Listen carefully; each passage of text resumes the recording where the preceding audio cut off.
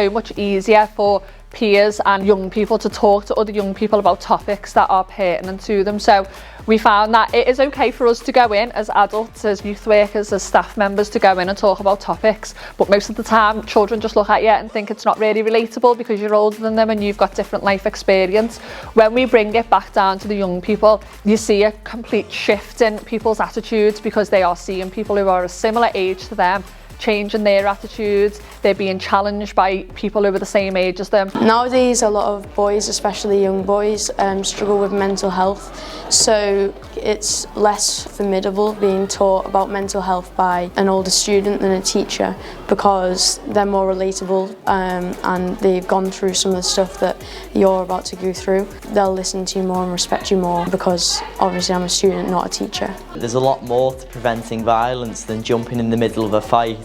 You don't have to do all the extraordinary things, you just have to understand the behaviours that goes behind and try and just think about how you act. When you go into a Year 8 form, there's going to be lots of different characters, and it's great to have lots of other characters that have been trained to be able to just relate with them, make them know that there's people who know how they feel. Those small little nuggets that we get where we maybe have just challenged someone to think, you know what, I'm going to go home and look into that a little bit more or research into it a little bit better, and then they come back the next day and they say, you know what, Rianne, I've done a little bit of research myself, I've changed my attitudes and beliefs. No matter how many young people you've got in front of you, that one person, you know you are making a change bit by bit, and that's the most important thing about MVP.